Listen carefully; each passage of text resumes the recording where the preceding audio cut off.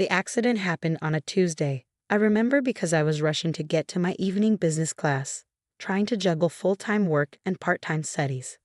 One moment I was crossing the street, the next I was waking up in the hospital with both legs shattered and my life forever changed. Miss Sullivan, a nurse's voice penetrated the fog of pain medications. Your parents are here. I turned my head, wincing at the movement, to see my mother and father standing in the doorway. Mom's face was tight with worry, but not for me, for their bank account. Dad wouldn't even look at me, his eyes fixed on the medical charts at the foot of my bed. How much is this going to cost? Those were his first words. Not how are you, Sarah? Or thank God you're alive. Just cold calculations. The doctor explained the extent of my injuries. Multiple fractures in both legs. Months of rehabilitation ahead. Physical therapy. Specialized equipment. The list went on, and with each item, I watched my father's face grow darker. We can't afford this, he said finally, turning to me. The business is already struggling. Your brother's college tuition is due next month. Ah yes, my brother Michael. The golden child. The one destined to take over Sullivan Manufacturing, our family's company. The one whose education couldn't possibly be compromised. But I tried to speak, my throat dry. My insurance. Your basic insurance won't cover most of this, Mom cut in. And we can't put this burden on the family. Not now. I stared at them, unable to believe what I was hearing. I'm your daughter. And Michael is our son, Dad snapped. The future of our company. We can't risk everything we've built.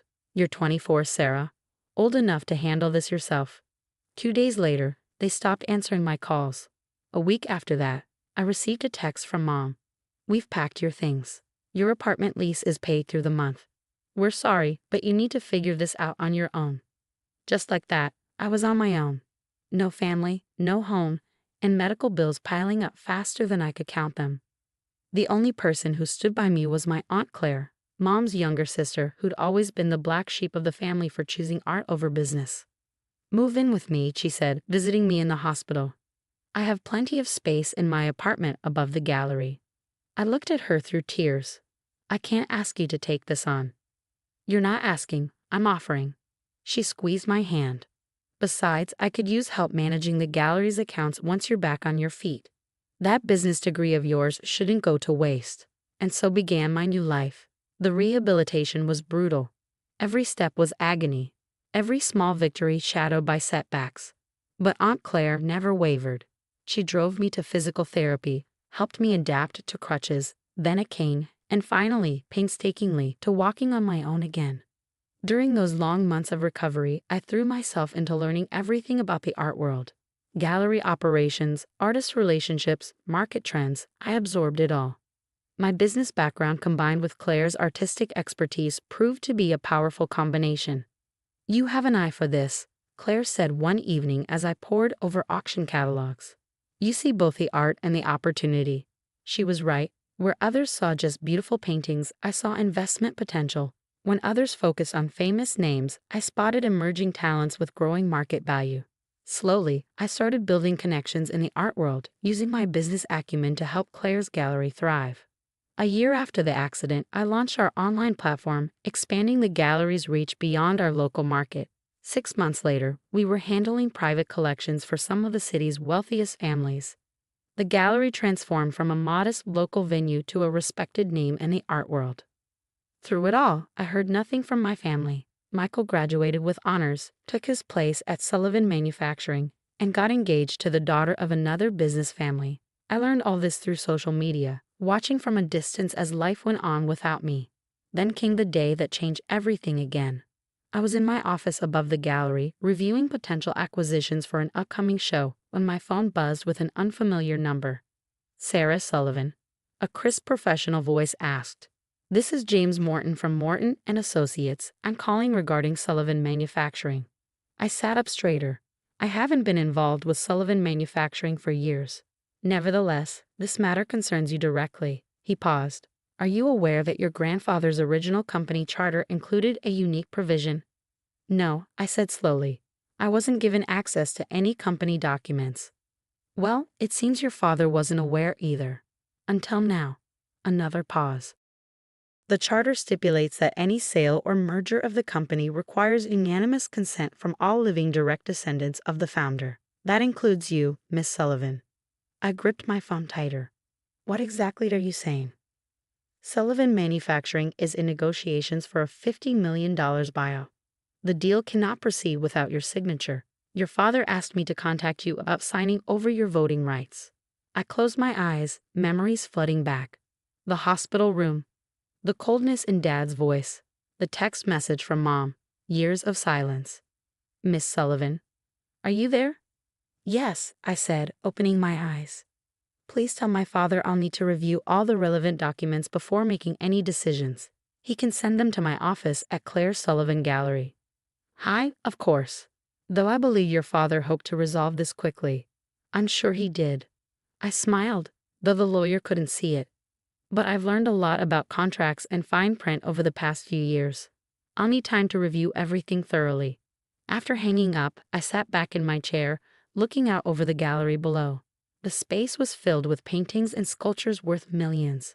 Pieces I had helped acquire and sell.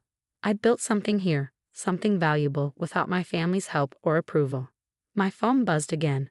This time it was a number I hadn't seen in 5 years. Dad. I let it ring.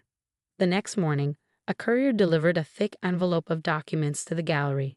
Inside was the merger agreement, along with a letter requesting my prompt attention to this urgent matter and a pre-signed release of voting rights.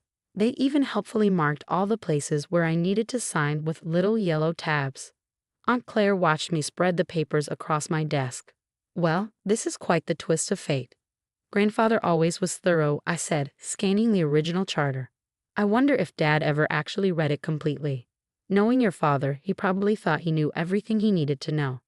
Claire sighed, just like he thought he knew what was best for everyone else.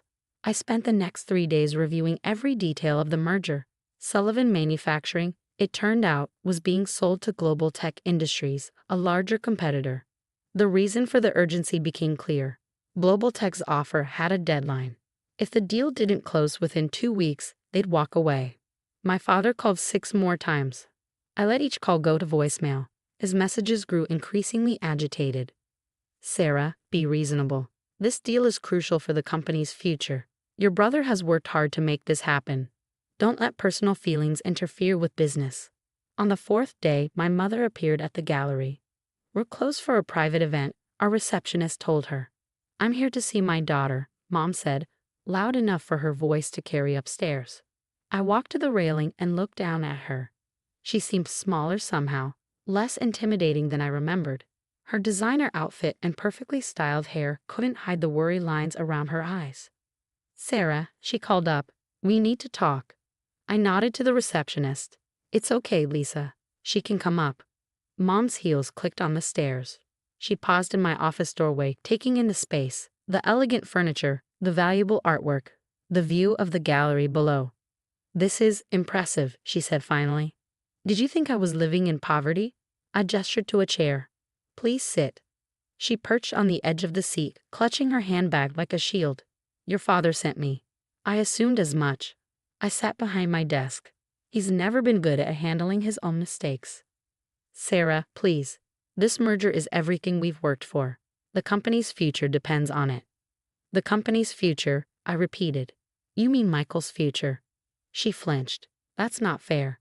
Your brother has dedicated himself to the business, and I dedicated myself to recovering from near-fatal injuries. Alone. I kept my voice level. How is Michael, by the way? Still engaged to the venture capitalist's daughter. The wedding is in June, she paused. You could come. I laughed, though there was no humor in it.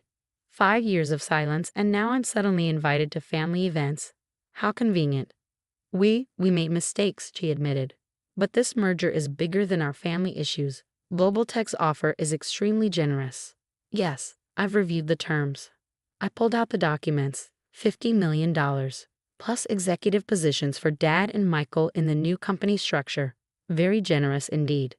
Then you understand why. Why you need my signature? I cut her off. Yes, I understand completely. What I don't understand is why I should help the people who abandoned me when I needed them most. Tears welled in her eyes. We thought we were doing the right thing. The business was struggling. Michael's education. Stop. I held up my hand. I don't want to hear about Michael's education again. You chose him over me. That's fine. But now you have to live with the consequences of that choice. What do you want? She asked quietly. Money? A position in the company? I stood up and walked to the window, looking down at the bustling gallery below. You really don't get it, do you? I built something here. Something valuable. Something mine. I don't need your money or your company. Then why won't you sign? I turned back to her. Because for the first time you need me, and I want you to understand exactly how that feels. The next day, my father and Michael showed up together. They didn't bother with the receptionist, charging straight up the stairs to my office. This has gone on long enough, Dad thundered. Sign the papers. I looked up calmly from my computer. Hello, Father. Michael, nice of you to finally visit. Michael stepped forward, every inch the polished executive in his tailored suit. Sarah, you're being childish. This merger is worth $50 million. I know exactly what it's worth. I smiled. I also know Global Tech's deadline is in 9 days, and I know their CEO, Marcus Chen, has a reputation for walking away from deals at the slightest complication. Dad's face reddened. You're threatening to destroy everything we've built. No, I corrected him. I'm exercising my legal right as a descendant of the founder. The same founder whose signature is on my grandfather's charter. The one you apparently never read carefully enough. Name your price, Michael snapped. Everyone has one. I stood up slowly, leaning slightly on my desk. My legs still ached sometimes, a permanent reminder of that Tuesday evening 5 years ago. You want to talk price? I opened my drawer and pulled out a file. Here's my counteroffer. Dad snatched the paper, his eyes scanning quickly. His face went pale. This is insane, he sputtered.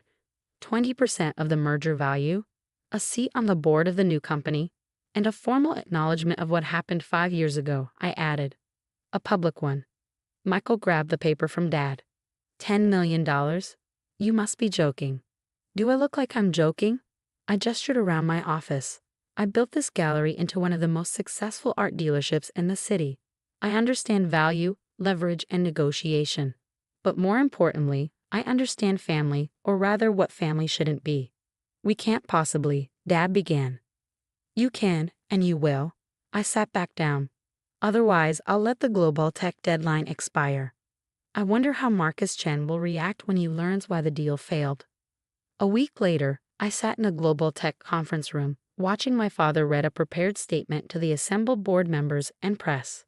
5 years ago, our family made a terrible mistake, he read, his voice tight. We abandoned our daughter Sarah when she needed us most. Today, as we embark on this new chapter for Sullivan Manufacturing, we acknowledge that error and welcome her as an equal partner in our future endeavors. I signed the merger documents immediately after. $10 million was deposited into my account the same day. But the money wasn't what mattered. It was watching my father finally admit his mistake in front of everyone who mattered in his world. That evening, I returned to the gallery. Aunt Claire was waiting with a bottle of champagne. To karma, she said, handing me a glass. To second chances, I corrected her. Some we give others, some we give ourselves. I looked around at the gallery, my gallery. Tomorrow, I'd be attending my first board meeting as one of Global Tech's directors. But this was still my true success story. My phone buzzed. A text from Mom. Can we have dinner sometime? Just us? I stared at the message for a long moment before replying. Not yet. But maybe someday. 5 years ago, they'd thrown me away when I was broken, assuming I'd never amount to anything. Now I was stronger than ever, and they needed my signature to save their legacy. Sometimes karma works in unexpected ways. And sometimes, the best revenge isn't about getting even. It's about rising so far above those who hurt you that they have to crane their necks just to see how far you've come.